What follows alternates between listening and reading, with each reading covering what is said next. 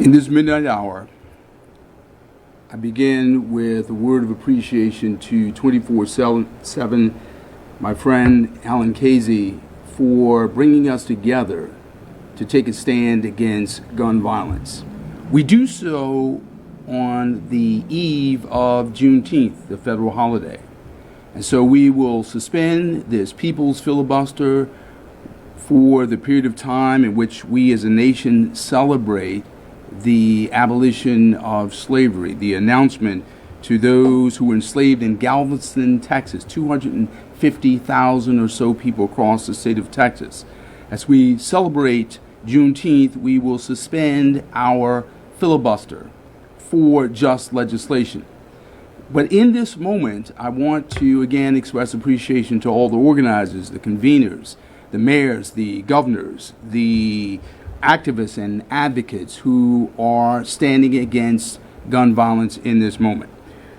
It may seem morally ironic, historically perverse for someone whose chosen vocation, whose involuntary calling is civil rights servant leadership, to participate in a filibuster.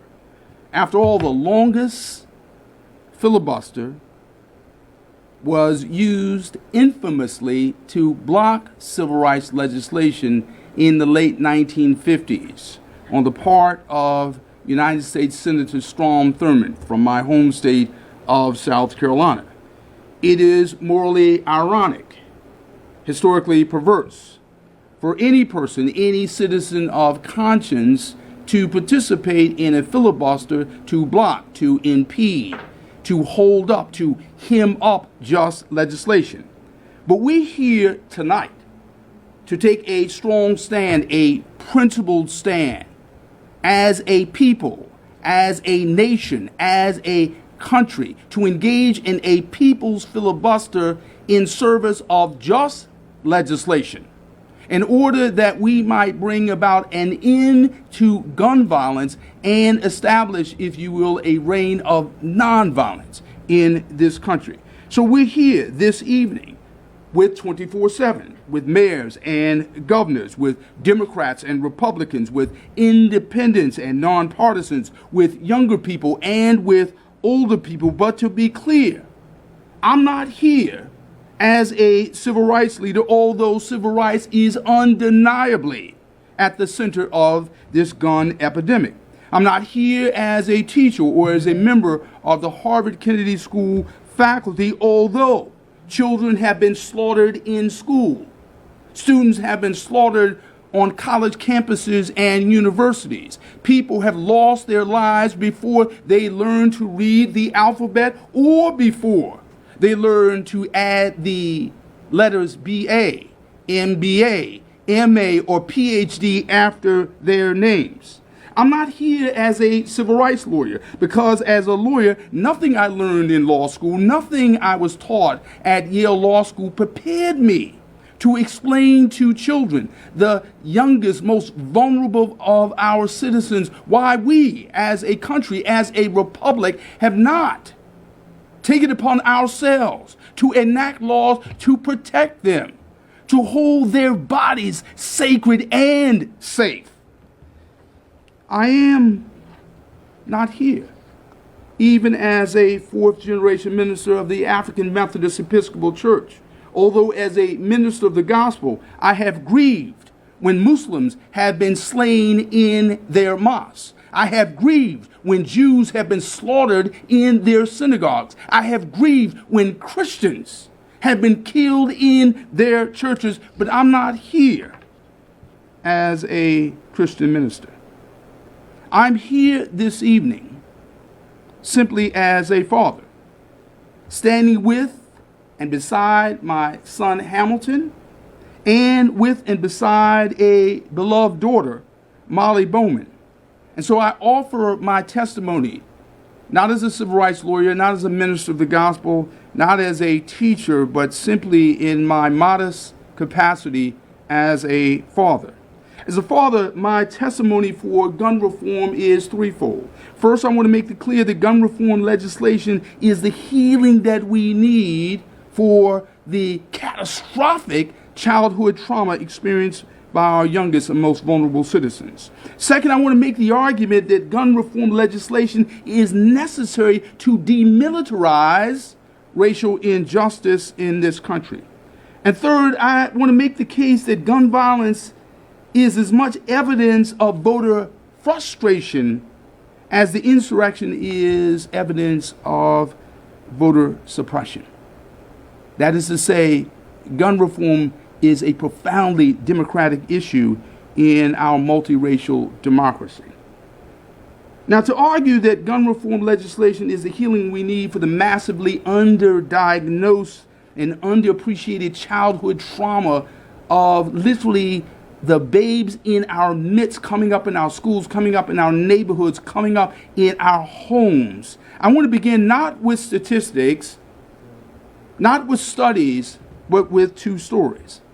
As a third or fourth grader in Nashville, Tennessee, where my father studied as a medical student at Meharry Medical College, and my mother studied as a nursing student. My younger brother, younger sister, and I, as elementary school students, found ourselves at home by ourselves for a few hours each day as my mother studied and my father studied, and they both worked in order to prepare themselves to serve as healers. One day, my younger brother and my younger sister and I found ourselves in our apartment looking out of a window. And as we looked out of the window, we noticed a young man lying prostrate on the sidewalk outside of our apartment. As we looked out of the window, we noticed that this young man who had been shot was bleeding profusely. This image of this young man, an adult, shot and bleeding beneath us, was not anything that we were morally or visually prepared to process as children. We found this image of this young man to be morally shocking, visually shocking. It was morally shocking because we as children found it difficult to understand why another adult would shoot an adult. And it raised a question for us as moral beings. Could we be so vulnerable? Could we be shot? Could we be hurt? Could we be harmed? It was also visually shocking, not merely morally shocking, but visually shocking, because we had to ask ourselves, how could someone bleed so much? What did it mean to bleed out? In other words, we as children could not understand how you could have so much blood on the outside of your body. There was nothing that we saw on Saturday morning cartoons that prepared us to watch an adult bleed out. There was nothing that we saw in comic books that prepared us for what happens when a bullet encounters a human body. And yet, as traumatic as that experience was to me as a child, it morally pales in comparison to what children go through today. There were not 393 million guns in circulation when I was a child. At that time, assault weapons were tools used on battlefields of war, not in Walmarts, not in grocery stores, not in synagogues, not in churches, not in mosques. So what we experienced as children back in the 1970s pales in comparison to what children see on a regular and routine basis today. I've thought about this memory as a father many times, but never more so than when my oldest son said to me that he was prepared to encounter, to confront the DC sniper. Many of us recall as adults, many years ago when an assassin armed with a Bushmaster assault weapon circumnavigated the suburbs of Washington, D.C., the nation's capital, and literally fired upon and assassinated random people in the street, reducing the nation's capital, the capital of the free world, this center of power, to a state of fear. As a father, I was not prepared. I was not emotionally or psychologically or morally prepared to confront the morally confused and ethically befuddled child before me, who said to me, "Dad, I know about the DC sniper, but my friends and I in first grade, we have an escape plan. We have an imaginary tiger who can protect us." Then there was nothing in my studies at Boston University School of Theology, where I took pastoral counseling and courses in psychology, that prepared me to answer my oldest son's questions. There was nothing that prepared me to offer him the proper assurance, the sense of safety and security. And as troubling and as unsettling as that experience was for this father and my oldest son, I'm reminded that my son's experience is by no means psychologically aberrational. It is by no means spiritually or morally atypical. In fact, we know that psychologists, psychiatrists, mental health professionals tell us that gun violence has a tremendous effect, a moral and mental. Scientists at the University of Pennsylvania Medical School tell us that if a child is a moral witness, a visual witness, a psychological bystander to gun violence within a few blocks of an incident of gun violence or a shooting, that child will experience trauma. That we will see a rise in the incidence of children showing up in emergency rooms in a state of psychological and moral crisis. So we know that gun violence not only affects those who are in the firing line of a bullet, but also those who are in the mental and psychological and moral and spiritual trajectory of the weapons in our midst. And so the question for us as a country is, how do we respond to our children? I would argue that the prescription lifted up by public health professionals, lifted up by physicians and doctors and psychologists and psychiatrists, is represented not only in that which you can secure from a drugstore, but that which we can secure from the United States House of Representatives and the United States Senate. That is to say, morally responsible, common sense gun reform.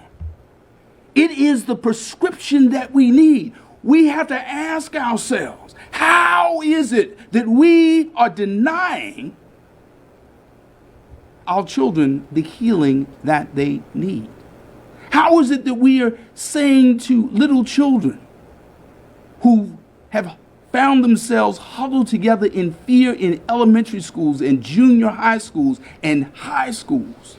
How do we say to children who are literally traumatized in our midst that we have no means by which to heal you, no means by which to assure you, no means by which to offer you the sense of security promised by some by their guns, but promised more often by those of us who have the job description: mother, father, parent, grandmother, grandfather, responsible adult, guardian.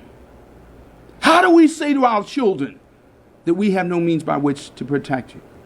And how do United States senators and members of the House of Representatives say to our children, we have no means by which to protect you, no means by which to heal you?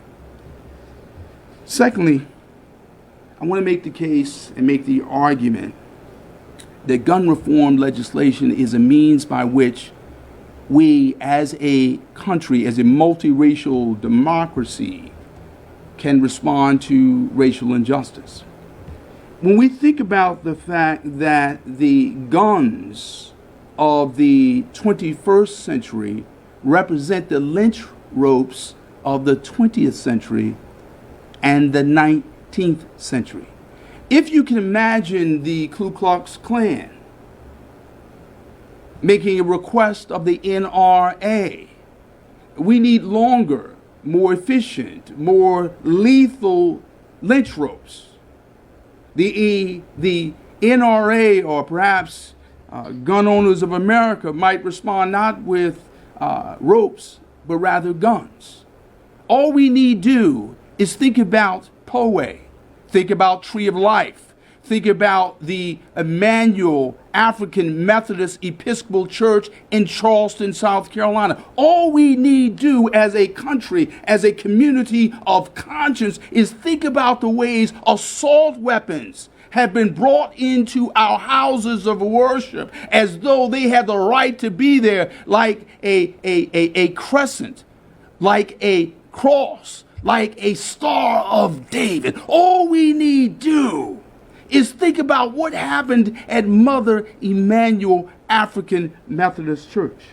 I recall, as president and CEO of the NAACP, standing in a historic pulpit, that is to say, the pulpit of Mother Emanuel African Methodist Episcopal Church.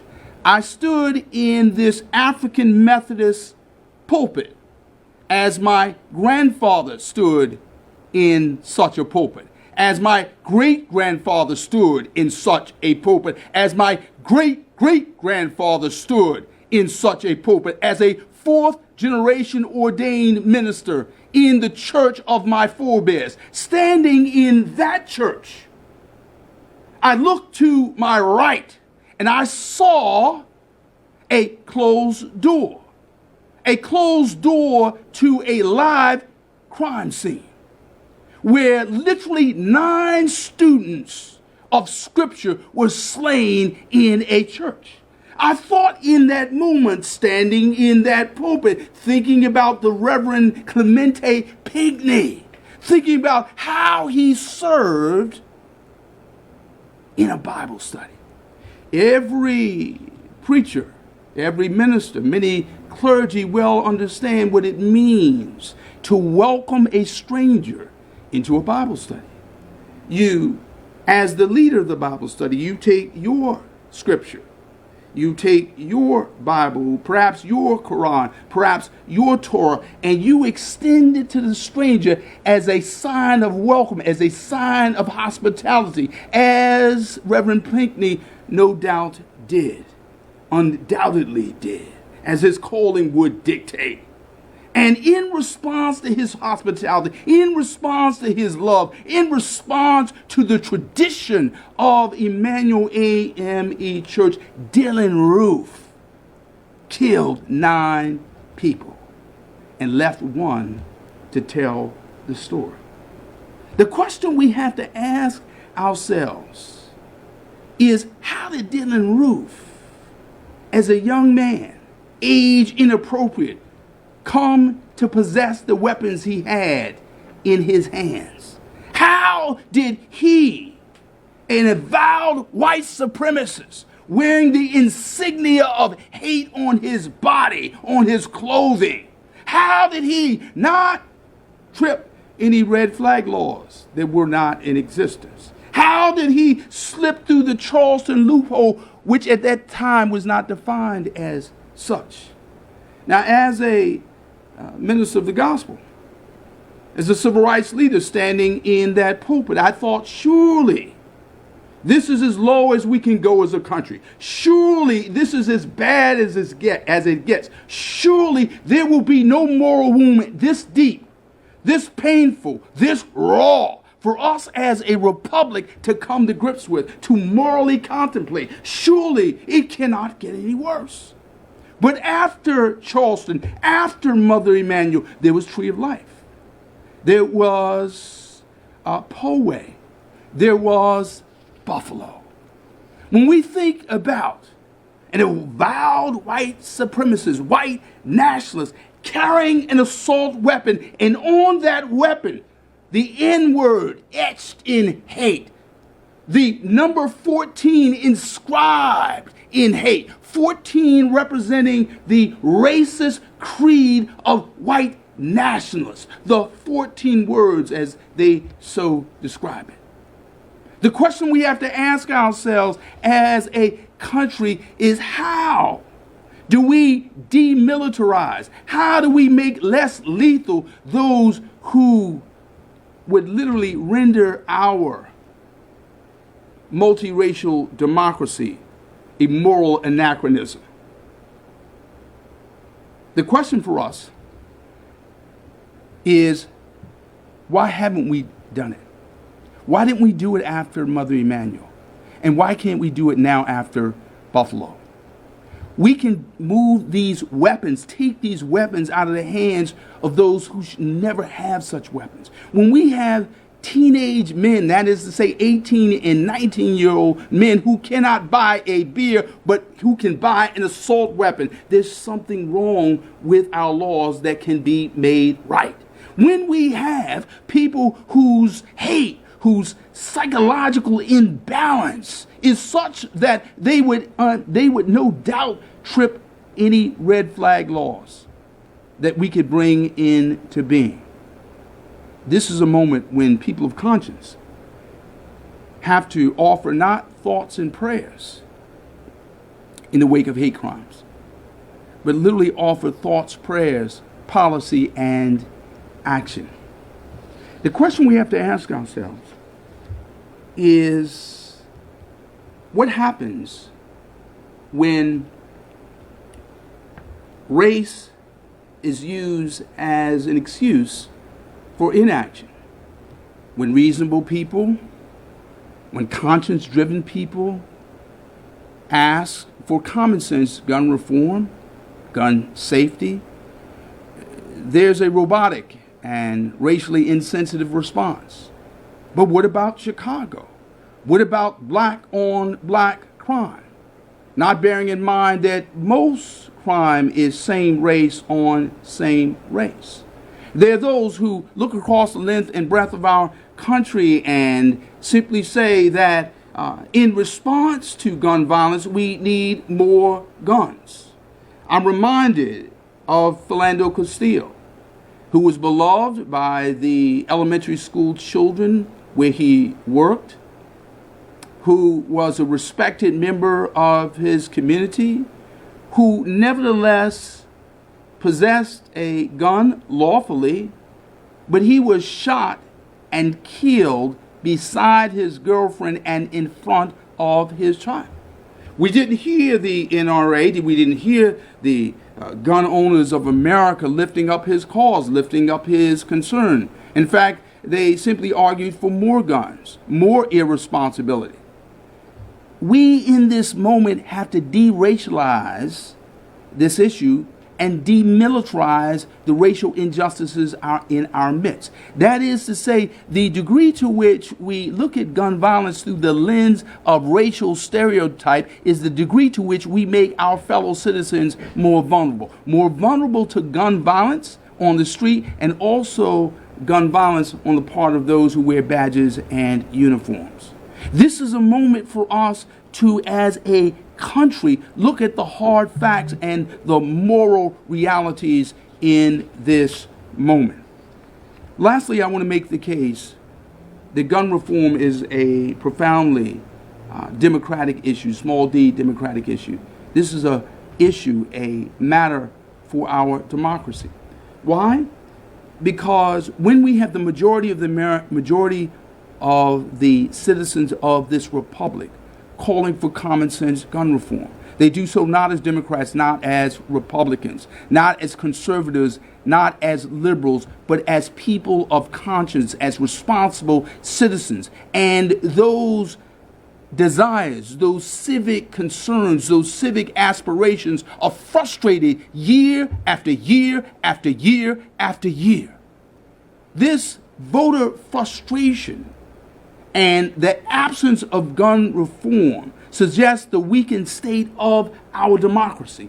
In other words, when we can have the majority of Americans literally crying for their children and demanding that our elected officials respond to this epidemic of gun violence, the absence of gun reform is a sign, a signal, a symptom of the sickness in our democracy.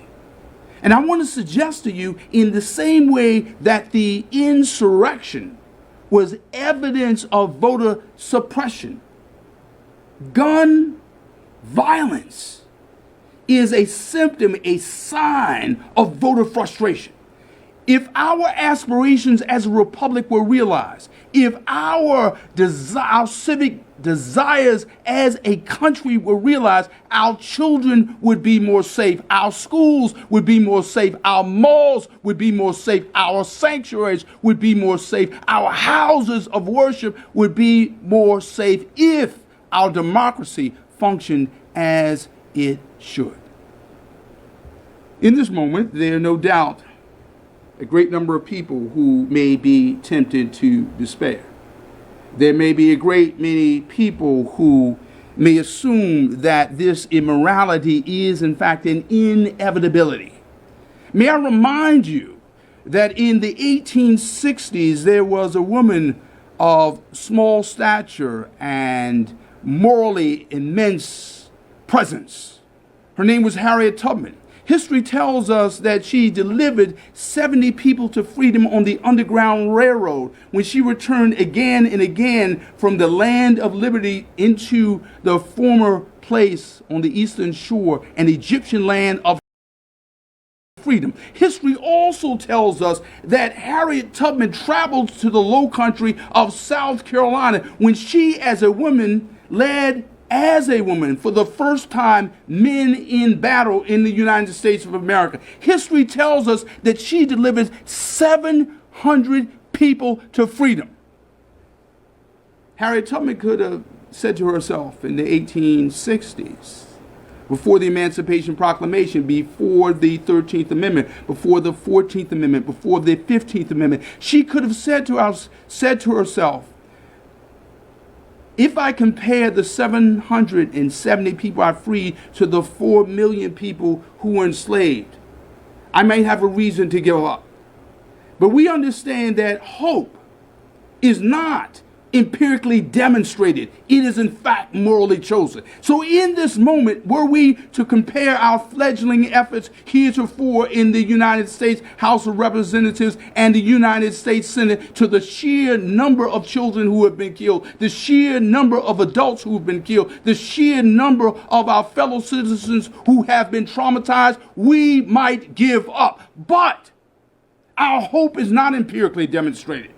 It is morally chosen. So we choose in this moment to be hopeful. We choose in this moment to act. We choose in this moment to do that which conscience dictates and our democracy demands.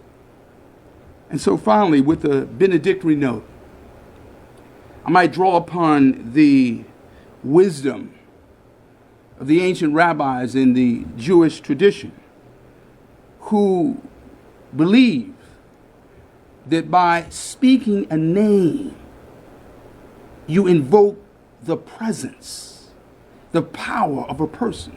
By speaking God's name, you invoke the Lord's presence. By speaking in the name of those we've lost, we invoke their presence. And so even as we advocate for gun reform, even as we conduct this people's filibuster for just laws to bring about an end to gun violence and the establishment of nonviolence, we invoke the names of lives taken in Columbine, the names of the lives taken in Charleston and Buffalo and Poway and in streets all across America, malls across America, communities across America, in this country that we love. And so for the next few hours, until the dawn of this midnight, My colleagues and I, whom I stand in support of, will read the names of those we had taken from us, invoke their presence, their memories as we dedicate our lives and dedicate this moment to bringing about an end to gun violence.